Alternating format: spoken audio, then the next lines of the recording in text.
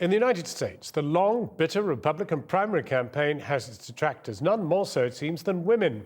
The focus of the candidates on issues like abortion and even contraception is proving to be a major turnoff for the biggest group of voters in the electorate. And as 3 more states vote today, the Republican frontrunner Mitt Romney now finds himself well adrift of President Obama amongst women in key states. Our Washington correspondent Matt Fry has this report. What women want, one of the oldest and most complicated questions in history, but never more poignant or urgent than during a presidential election. Remember soccer mums or security mums? Well, meet the Zumba women, politically engaged, independently minded, and waiting to be impressed. How they vote will determine who ends up in the White House. And while they wage war on flab, the candidates are waging war for their allegiance. Mitt Romney's coming to Wisconsin and looking for support from women. But here's what women need to know about Mitt Romney. Mitt Romney wants to eliminate federal funding for preventive care that can detect and treat cancer and other diseases. Mitt Romney, he's wrong for women. Journalist Ron Suskind describes Obama's group of senior advisors as a boys' club. All the classic legal requirements for a genuinely hostile workplace for women.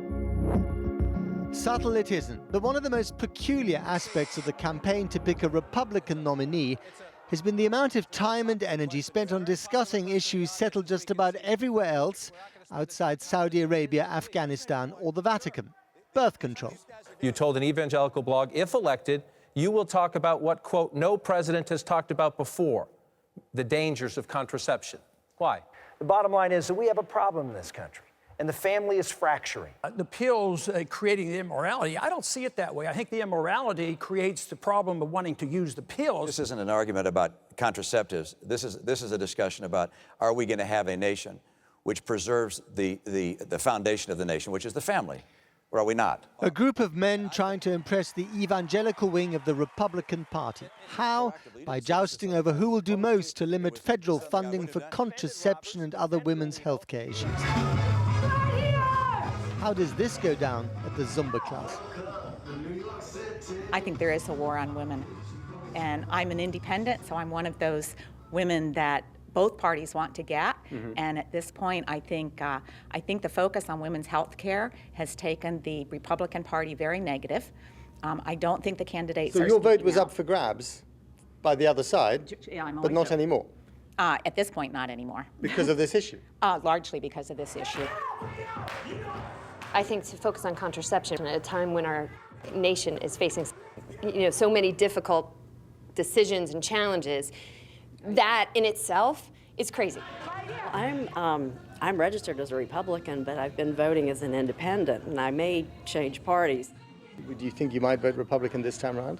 I don't know. It depends on the candidates. I haven't seen any candidates that impress me. Most of them really turn me off. What turns you off about them?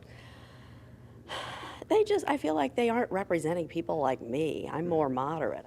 Hi. Hi, how are you? And if you have any doubts over why these voices matter, just listen to this extract from a docudrama about Sarah Palin and why she was chosen as a running mate for John McCain 4 years ago. You've got a 20% advantage with men, which is great, but a 20% deficit with women.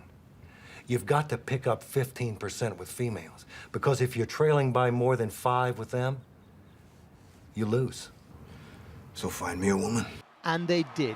Sarah Palin, played here by Julianne Moore. I will be honored to accept your nomination for Vice President of the United States. And here by herself. She was a right-wing evangelical Christian, but her gender made her attractive to millions of female voters.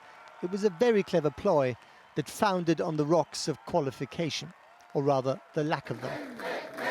Who knows whether the Republicans will pick another woman for the ticket this year? But one thing is already obvious. We're going to hear a lot more from her. Hearing from, and we've been all across this country. And do you know what women care about? And this is what I love. Women care about jobs. Ann Romney, the wife of the man who looks certain to become the Republican nominee. There is a gender gap in American politics, and it affects both parties. Ever since the 1980s and Ronald Reagan, men, especially white men, have tended to vote for the Republicans, while women have leant towards the Democrats.